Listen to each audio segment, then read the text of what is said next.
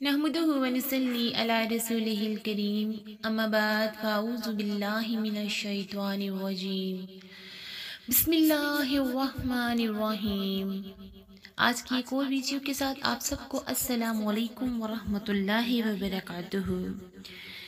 ہر قسم کی حمد و ثنا، تعریف اور توصیفات اس رب العزت کے پاک نام سے کہ جس نے ہمیں اشرف المخلوقات کا نام دے کر اس روح زمین پر بھیجا۔ اس کے بعد کروڑوں درود و سلام نبی پاک صلی اللہ علیہ وآلہ وسلم کی ذات پاک پر کہ جن کے ذریعے ہمیں ہدایت ملی۔ عزیز سامعات، اللہ سبحانہ و تعالیٰ سے کروڑ کروڑ دعا کروں گی کہ اللہ مجھے حق اور سچ بولنے کی توفیق عطا فرمائے اور مجھ سمیت آپ سب کو اس پر عمل کرنے کی توفیق عطا فرمائے، آمین۔ عزیز سامعات، جو اللہ سے نا امید ہوتا ہے، اللہ سبحانہ و تعالیٰ سے اپنی امیدیں توڑ کر دنیا سے امیدیں لگا لیتا ہے، وہ نہ صرف گمراہ ہو جاتا ہے بلکہ اپنے دین و دنیا دونوں برباد کر لیتا ہے۔ وہ سمجھتا ہے کہ اللہ اس کی پکار سننے میں تھوڑی سی دیر کر رہا ہے تو وہ شرک کی طرف نکل جاتا ہے۔ اللہ سبحانہ و تعالیٰ نے قرآن پاک میں نا امید انسان کی مثال ایسے بیان کی: جو اللہ سے امید رکھتا ہے اس کا کام نہیں بنتا، اس کی حاجت پوری نہیں ہوتی۔ اللہ سے امید رکھنی چاہیے، اس سے ملنے کی امید رکھنی چاہیے۔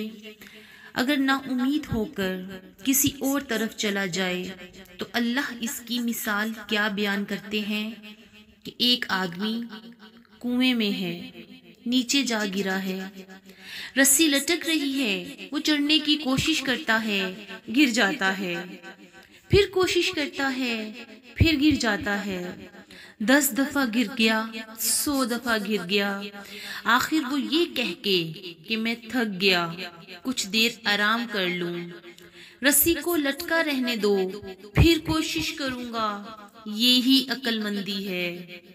اگر اسے غصہ آ جائے کہ میں چڑھتا ہوں تو گر جاتا ہوں، چھوڑو اس رسی کو، اس کو توڑ دیتا ہوں کیونکہ منزل تک تو میں پہنچ ہی نہیں رہا۔ اللہ سبحانہ و تعالیٰ کیا ارشاد فرماتے ہیں کہ اب امید ہے اس کو چڑھنے کی۔ یہی مثال سمجھنے کے لیے کہ اللہ سے امید رکھو، خواہ کتنی دیر ہی کیوں نہ ہو جائے، آخر امید تو ہے کہ دینے والا تو وہی ہے۔ اور اگر اللہ سے نا امید ہو کر کسی اور طرف چلے جاؤ گے، اب اللہ کی رسی کو توڑ دو گے، اب کیا امید رکھتے ہو؟ یاد رکھو، جب دے گا اللہ ہی دے گا، اس کے سوا اور کوئی ذات دینے والی نہیں۔ عزیز سامعات، شرک سے بچو۔ شرک کیا چیز ہے؟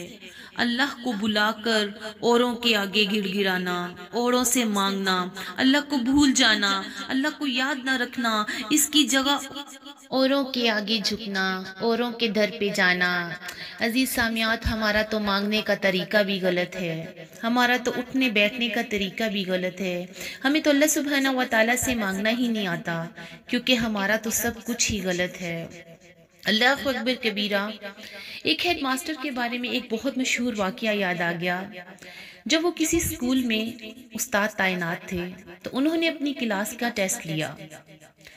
ٹیسٹ کے خاتمے پر انہوں نے سب کی کاپیاں چیک کی اور ہر بچے کو اپنی اپنی کاپی اپنے ہاتھ میں پکڑا کر ایک قطار میں کھڑا کر دیا۔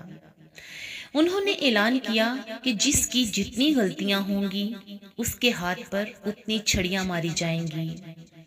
اگرچہ وہ بہت نرم دل ہونے کے باعث بہت ہی آہستگی سے اور شائستگی سے بچوں کو چھڑیوں کی سزا دیتے تھے تاکہ انہیں اذیت نہ پہنچے اور وہ عزا کے بجائے صرف نصیحت کو مان جائیں، مگر سزا کا خوف اپنی جگہ تھا۔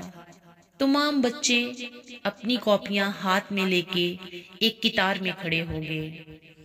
ہیڈ ماسٹر صاحب سب بچوں سے کاپیاں چیک کرتے، ان کی غلطیوں کی تعداد پوچھتے جاتے اور اس کے مطابق ان کے ہاتھوں پر چھڑیاں رسید کرتے جاتے۔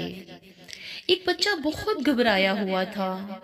جب وہ اس کے قریب پہنچے اور اس سے غلطیوں کی دریافت کی کہ تمہاری غلطیاں کتنی ہیں، تو وہ خوف کے مارے اس کے ہاتھ سے کاپی گر گئی۔ بچے کا ہاتھ کپ کپانے لگا اور وہ گھبراتے ہوئے بولا، سر مجھے معاف کر دیں، میرا تو سب کچھ ہی غلط ہے، میری تو سارا پیپر ہی غلط ہے۔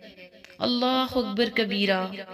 معرفت کی گود میں پلے ہوئے ہیڈ ماسٹر صاحب اس کے اس جملے کی تاب نہ لا سکے اور ان کے حلق سے ایک دل سوز چیخ نکلی، ہاتھ سے چھڑی گر گئی اور زاروں قطار رونے لگے اور بار بار یہی جملہ دہراتے رہے، میرے اللہ مجھے معاف کر دینا، میرا تو سب کچھ ہی غلط ہے۔ روتے روتے ان کی ہچکی بن گئی۔ اس بچے کو ایک ہی بات کہتے کہ یہ تم نے آج کیا کہہ دیا، یہ کیا کہہ دیا میرے بچے، میرے اللہ مجھے معاف کر دینا، میرا تو سب کچھ ہی غلط ہے۔ عزیز سامعات، اے کاش ہمیں بھی معرفت الہی کا ذرہ بھی نصیب ہو جائے اور بہترین اور صرف اللہ کے لیے عمل کرنے والے بن جائیں، دل اور زبان سے یہی نکلے کہ یا اللہ ہمیں معاف کر دے، حقیقتاً ہمارا بھی سب کچھ غلط ہے، ہمارا عقیدہ بھی غلط ہے۔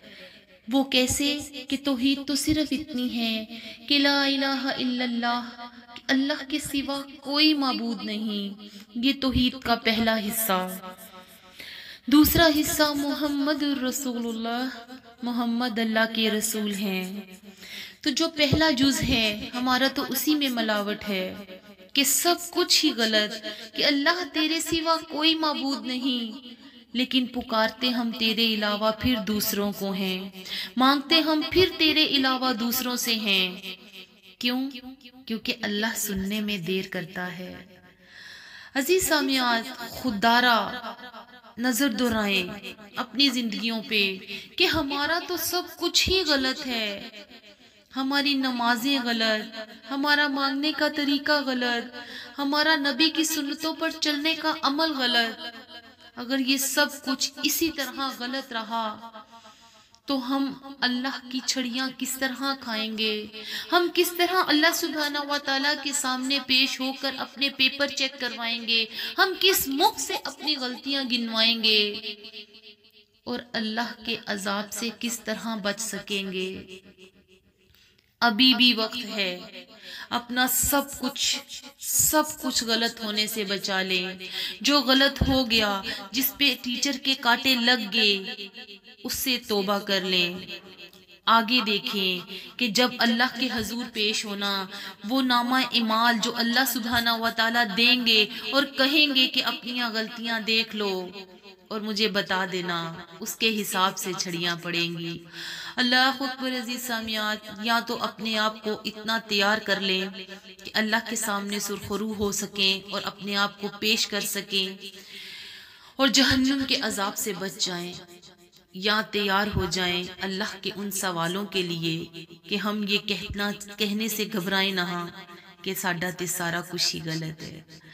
اللہ سے دعا کرتی ہوں کہ اللہ تعالیٰ ہم لوگوں کو عملوں کی توفیق عطا فرمائے، اللہ ہم سے راضی ہو کہ ہمیں جنت میں اعلیٰ مقام دے دے، جہاں رہیں خوش رہیں، جو بھی کام کریں اس میں آپ کو ڈھیر و ڈھیر کامیابی حاصل ہو، کامیابی ہم سب کے قدم چومیں۔ اس دعا کے ساتھ اجازت دیجیے گا۔